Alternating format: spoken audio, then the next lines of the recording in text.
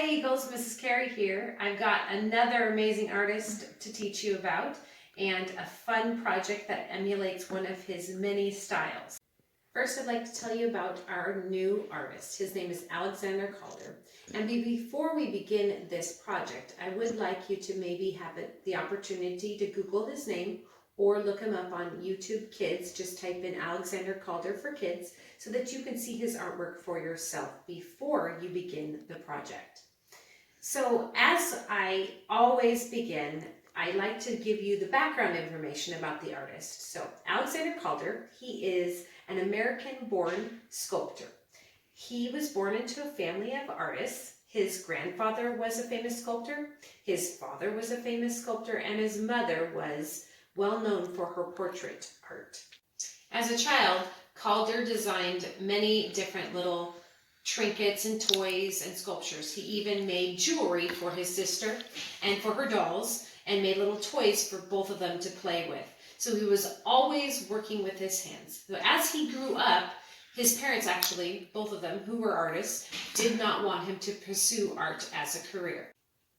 Since he was really into constructing and tinkering with his hands, a logical choice was engineering. So he studied to become a mechanical engineer and got his bachelor's of arts in mechanical engineering.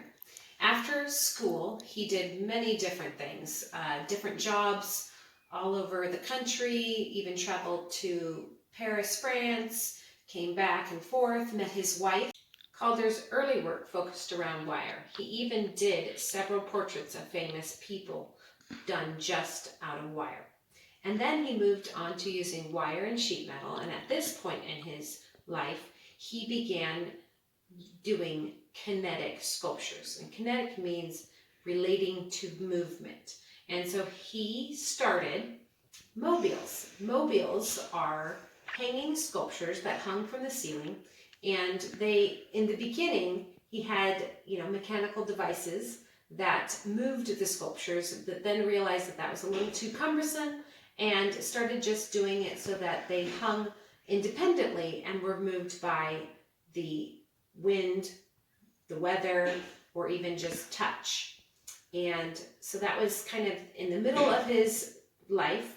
And then he moved on to stabiles, and stabiles were very similar to mobiles, except they had a stationary base, and the hanging mobile part was attached to that. It still kind of hung independently and moved based on wind or touch, just like the mobiles.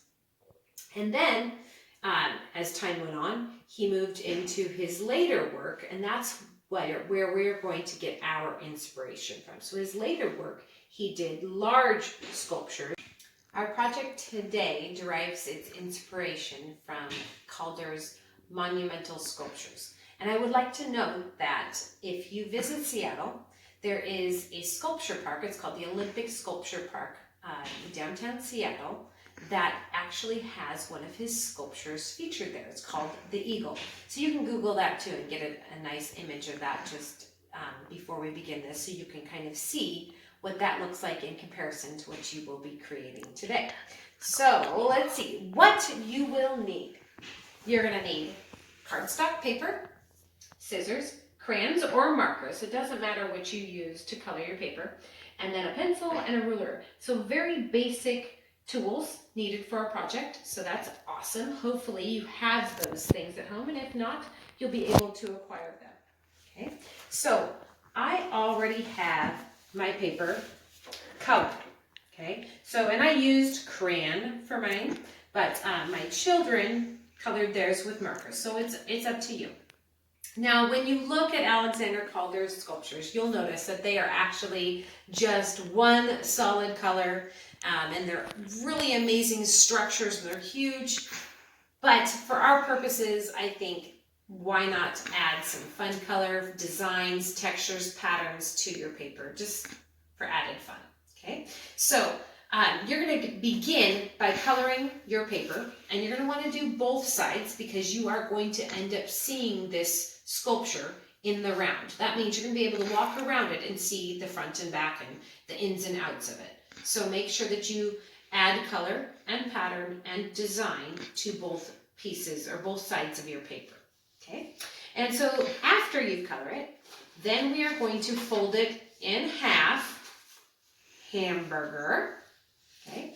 And you're gonna want a nice crisp fold, like that, okay? So I'll show you guys. So we have folded it in half. Then you are going to use a ruler to draw a line that is parallel to the folded edge. Okay, so we're going to draw a line parallel to the folded edge, and somewhere between a 1/2 inch and a centimeter away from that folded edge would suffice. So we're going to draw that line right there. Okay, and then we are going to draw what I call the legs of our sculpture. Okay, and so we're going to do probably somewhere between 3 and 5. I wouldn't do any more than 5 because then you end up having your legs too thin and then they're a little too wobbly. So somewhere between 3 and 5. 4 sounds like a perfect number, but I want to give you a variety.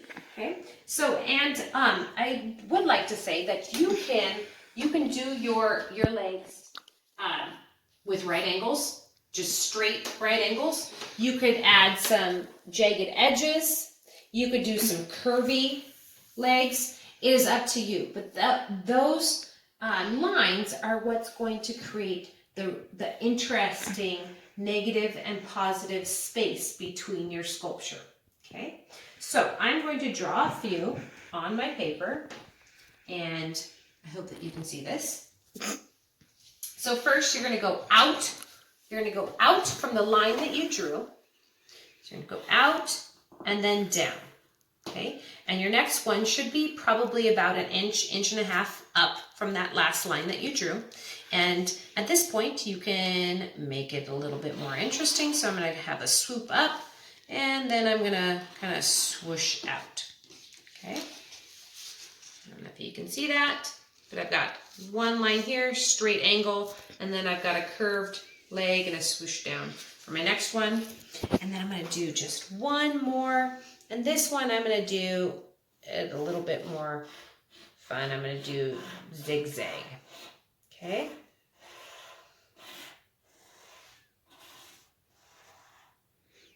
Okay, just like that.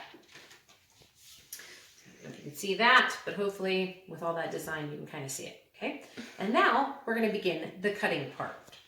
Okay, so that first line that we drew, that parallel line to the folded edge, you are not going to cut along that, okay? We need that piece stuck together, but we are going to cut our legs to that line, okay? So I'm going to cut my first right angle leg right to that edge. I'm going to do my second leg.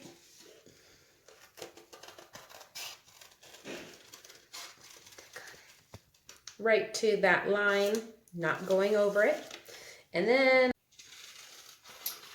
keep cutting our third leg.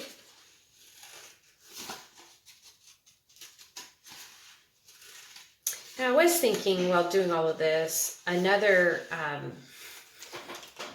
piece that you could do is you could use, instead of cardstock, you could use a cereal box, which is a nice thin cardboard, and paint it and use that as your material for this structure. And maybe that would be an even like stronger sculpture.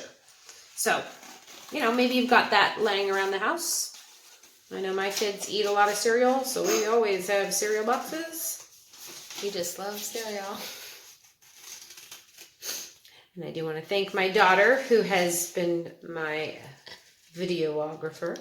Okay, so now I'm going to cut off that extra piece. I'm going to cut through our parallel line that paralleled with the fold, and I'm just going to cut that right off. Okay, so that piece we do not need. So I have, no need. In my structure, I have 3 legs. I've got 1, 2, and 3. And at this point, you are going to alternate your folds. So I'm going to open it up, okay? And my top one, I'm going to fold forward. So I want that to be a nice straight fold. And then my other one, I'm going to fold backwards. I'm going to fold that leg backwards. So this one goes forward, that one goes backwards. And then, because this one went forwards, my next leg is going to go fold backwards. And this one forward. And this one forward.